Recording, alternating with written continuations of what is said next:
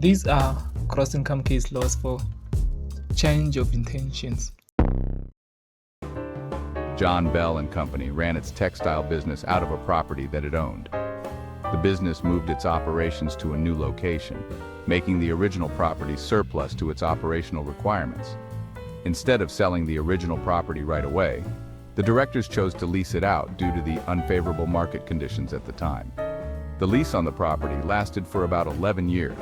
In 1968, when market conditions improved, the company sold the property at a profit. The entity treated the profit as capital in nature. SARS contested the treatment, stating that it should be treated as revenue in nature. The court ruled that the sales profit was capital in nature. It emphasized that merely deciding to sell a capital asset when market conditions are favorable does not convert the proceeds into revenue.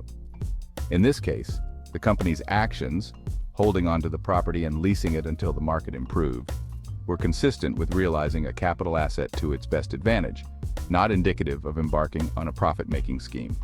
Principle: the mere decision to sell an asset does not change an intention. A capital asset may be realized at its best advantage. Natal Estates Limited had held a piece of land as a capital asset for many years. Initially, the land was owned by the taxpayer as a long-term capital investment.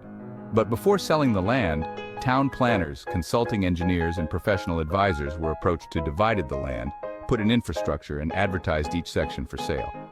Natal Estate treated the sales of the property as capital in nature. SARS argued that the actions of Natal Estate reflected that there was a change of intention. Hence, it should be treated as revenue in nature.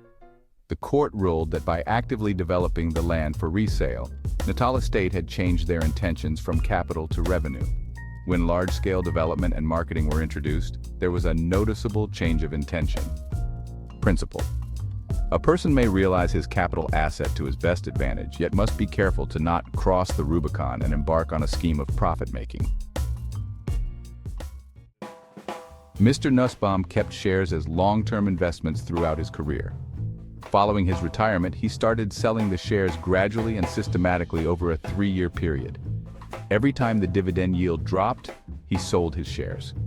According to Mr. Nussbaum, the shares were initially purchased and held for investment purposes, and the sales were not a trading activity, but rather the realization of capital following retirement.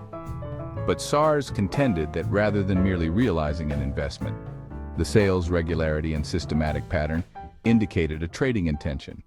The court determined that the regularity of transactions is a sign of continuity, which is a necessary component of conducting business. The taxpayer examined his portfolio and understood the profit implications of selling, and nearly all of the sales were profitable. His primary goal was to invest, but he also had a secondary goal of making profit. Both are almost equally important. Principle: the secondary purpose could taint the primary purpose of a taxpayer if a taxpayer's actions become too frequent. Founders Hill Limited. In order to sell off excess land for AECI's needs, AECI Limited established Founders Hill as a wholly owned subsidiary. AECI gave this land to Founders Hill, who went on to make the most of the property. Founders Hill claimed that the sale of the access land was capital in nature. SARS argued that it was revenue in nature because of the means taken for this land to be sold at profit. The court determined that Founders Hill was not a unique kind of business that was intended to sell land for other people. As a result, the land sale proceeds should be taxed as ordinary income, meaning that they are not capital in nature.